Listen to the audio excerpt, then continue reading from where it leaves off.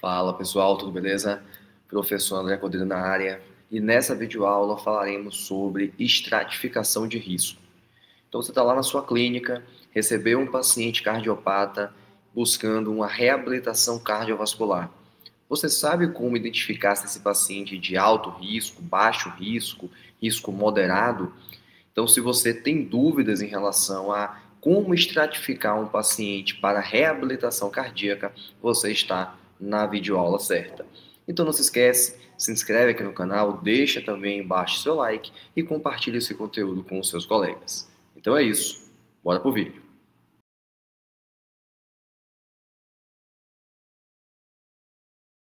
Então é isso, gente. Vamos aprender aqui a como estratificar o paciente durante a reabilitação cardiovascular. E basicamente, a nossa última diretriz brasileira de reabilitação cardíaca, ela traz e classifica esse paciente como um paciente de alto risco, paciente de risco intermediário e paciente de baixo risco. Como assim paciente de alto ou baixo risco? É alto ou baixo risco de ter algum evento adverso durante a reabilitação. Então, estou com esse paciente lá na esteira, qual é a chance desse paciente passar mal, né? Desse paciente ter um evento adverso durante a realização daquele exercício? Por quê? Porque identificando esse paciente, você consegue também criar estratégias como, por exemplo, aumentar a vigilância, aumentar a supervisão, aumentar a monitorização, na tentativa de diminuir o risco do evento acontecer. Então vejam que eles colocam ali alguns fatores, como o tempo em relação ao evento cardiovascular. O paciente de alto risco é aquele paciente que teve um evento cardiovascular, infartou, tem menos de 8 semanas, menos de 12 semanas. Para ser o risco intermediário, acima de 12 semanas. E de baixo risco, ele tem mais de 6 meses do evento.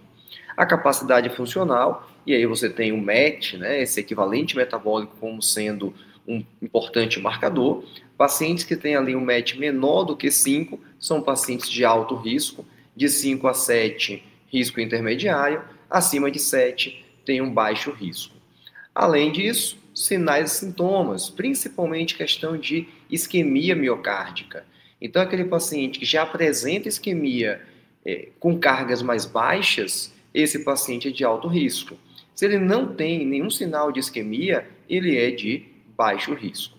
Sintoma, então, se ele tem ali uma insuficiência cardíaca, angina, e aí uma classe funcional 3, 4, ou seja, ele tem dispneia em repouso, ele tem dispneia ao realizar mínimos esforços, ele é de alto risco. Tem classe funcional 1 ou 2, então ele é assintomático, aquele paciente que só tem sintomas, só tem dispneia ao realizar um grande esforço, ele é de risco intermediário. Se não tem nenhum sintoma, ele é ausente, tá? É de baixo risco. E outras condições, como o paciente, além da cardiopatia, tem uma lesão renal, tem uma insuficiência renal, saturação cai durante o exercício, ele é de alto risco, tá? Para ser de baixo risco, é o paciente que não tem nenhuma outra característica clínica significativa. Uma outra forma de olhar para isso é através dessas 3 imagens que colocarei aqui na sequência. Baixo risco, você tem ali 6 fatores, alguns já vimos anteriormente, né? Capacidade funcional maior que 7 METs, não ter, né? Ser assintomático no repouso e durante o exercício, mas uma outra informação ali, ó, sem disfunção do ventrículo esquerdo. Então, aquele paciente que tem uma fração de ejeção maior do que 50%, ou seja, muito próximo do normal.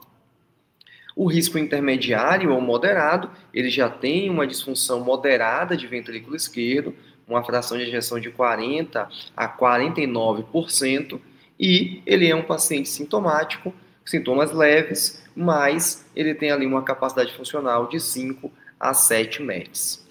E o alto risco aí tem uma lista muito maior, ele tem uma disfunção do ventrículo esquerdo mais significativa, uma fração menor que 40%, ele é sintomático em repouso muitas vezes e tem uma capacidade funcional menor do que 5 METs, né? Dentre outros achados que você pode encontrar nessa lista que está aí na sua tela. E, para encerrar, lembre o seguinte: em relação à capacidade física, quanto maior a capacidade física do seu paciente, menor o risco dele. Em relação ao sintoma, quanto mais sintoma esse paciente tem, maior será o risco. E quanto maior o risco desse indivíduo, maior também a necessidade de supervisão durante o exercício. Consequentemente, se você está diante de um paciente de baixo risco, a necessidade de supervisão dele é também menor.